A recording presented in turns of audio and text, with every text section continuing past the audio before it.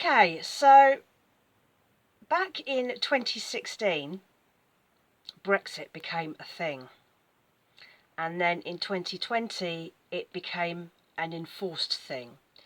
And chaos ensued. If you were a business back then, you will remember, or maybe you've blotted it out of your mind, what an absolutely chaotic and ridiculous thing it was.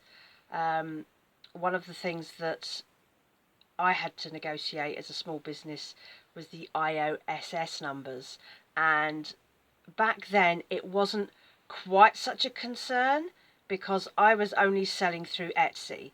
So, Etsy being an e commerce platform, because it had to conform to the new rules, it did all the work for me. And because I was selling via them, I had IOSS numbers, it all got sorted, la di da di da. When I started selling on my own website, it became much more of a problem. I had to get my own IOSS number, which is very difficult if you're a small business.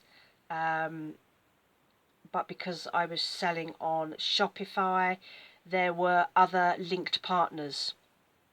So I went with a company called EAS Project, which has a linkable app. It's free on Shopify, and now I get all my compliance with that, because when I ship to certain countries or people have bought from me from certain countries, I have to pay VAT or tax, whatever it is, within the EU, because obviously the UK is no longer in the EU.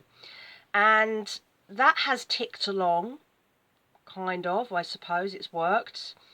But what I also didn't know was that something that came back in 2016, I think it was, and it's only because someone else, I read about this very recently, was something called the GPSD, which was the General Product Safety Directive. And that's about products being safe to use. So you're supposed to provide documentation. If you're selling a completed product, it needs to follow safety regulations. You see the little CE logos and things like that. I'd never heard of it. I have been merrily selling for 8 years, having never heard of it. No one's ever told me about it. I've never been stopped from selling anything because of it. But now that is changing. And it's being superseded by something called the GPSR, which is the General Product Safety Regulations. And that's a ramping up of that system as far as I can tell. And it now means that you must provide instructions and safety information with every product that you sell, and you now have to have a representative in the EU to vouch for you and say your products are safe. Which, when you are, maybe like me, one person selling from a home studio in the northwest of England, you cannot get. You cannot get this. And it blows my mind because this legislation comes into effect on the 13th of December, and I've never heard of it.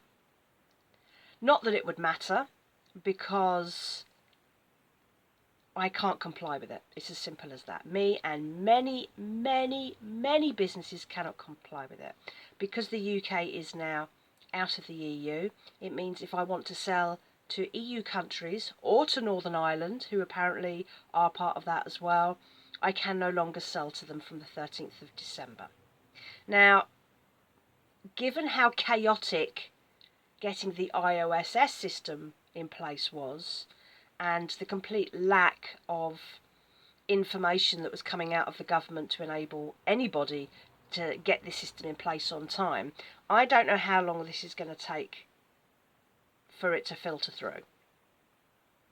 So as I say, I've been selling for the last 8 years, me and many, many other people, never having heard of the GPSD, never having complied to it, and there's not been a problem. Stuff's just been selling. It's great, no problem. They give the impression that this new system is going to be much tougher. But a lot of people are saying, well, I can't comply with this. I'm just going to keep selling until my stuff starts being returned to me. And it could take a while, because Are they going to check every parcel? I mean, when iOS first started, there were lots of parcels and packages still going around and about which weren't properly labelled because there was no way of getting the labelling. But now you have to have those numbers. But it took a while. So I'm not sure whether people will just keep on selling and hope for the best. I'm not sure I want to take that risk because I can't really afford to lose the product. All my products are one-off. So if I lose a product in the mail because it's been held back, and maybe they'll send it back to me in 3 months or something, or maybe it'll never appear again, I then have to refund my customer and I have lost my product. So that's not necessarily something I want to take a risk with. Now, it took me quite a while to get organised with my website so that I could still keep trading with the EU and other places with the IOSS numbers and the tax and the VAT and all that sort of thing.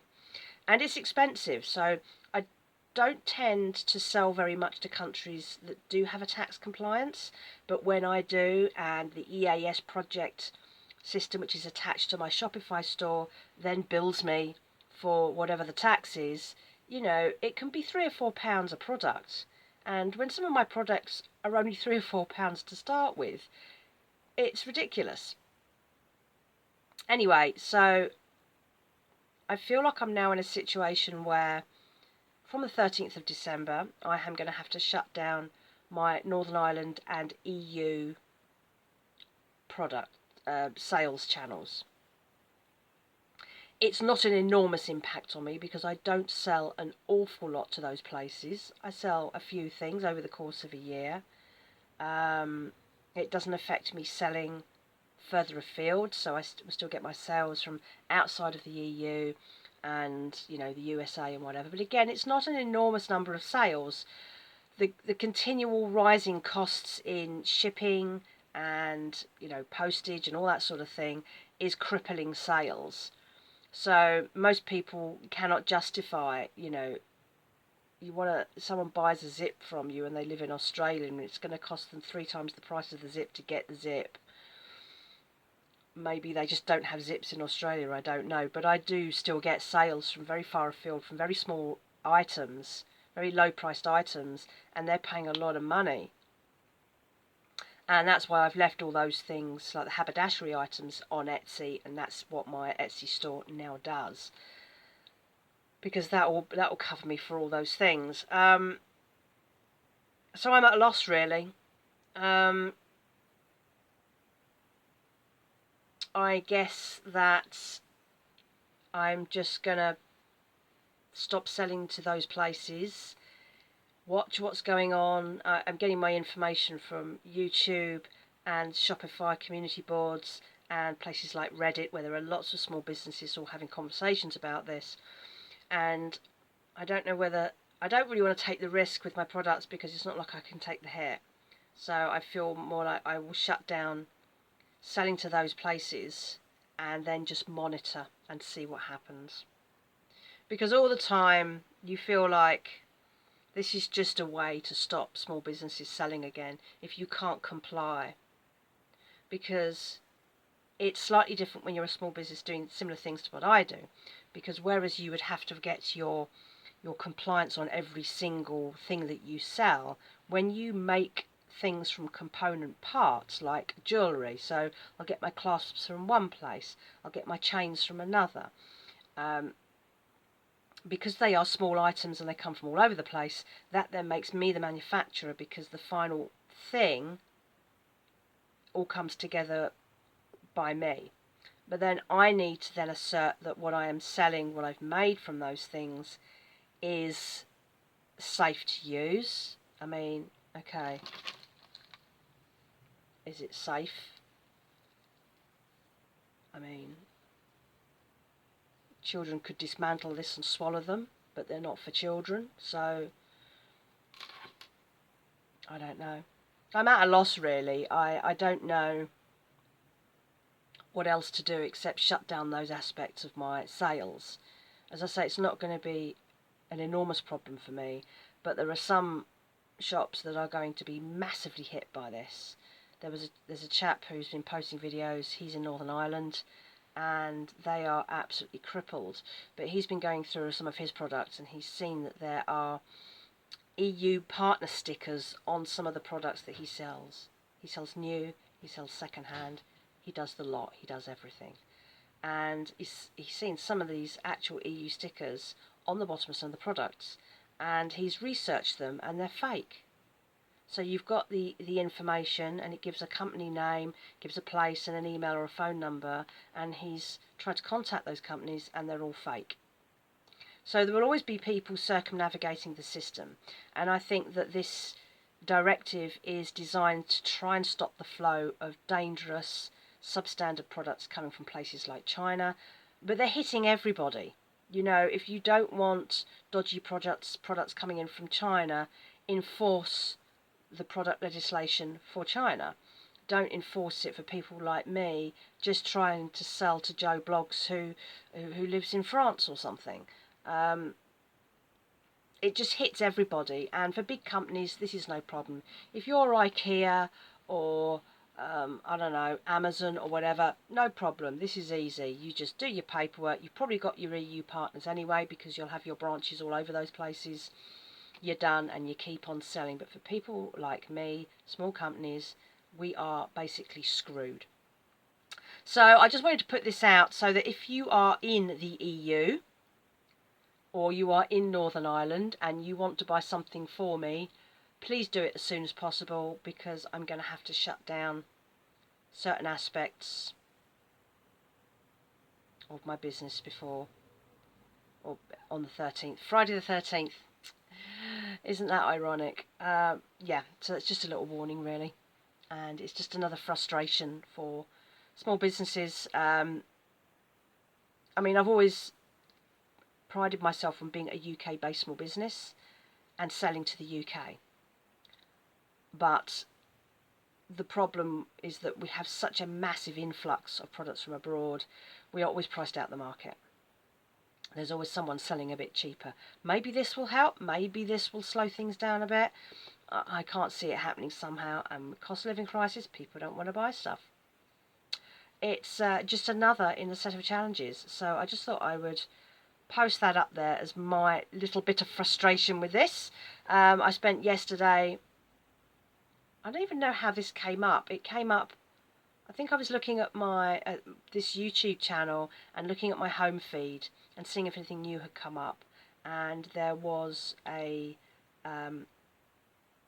post by a lady who was talking about this. I will link all the places where I have been reading. There's about 4 or 5 links where I have been reading about what all this involves.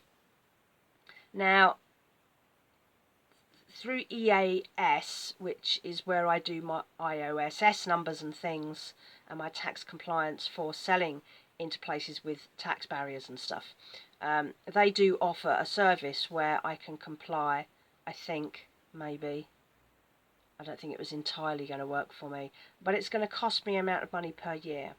And I don't even make enough sales in a year to those places to justify that charge. So there's no point in me doing it.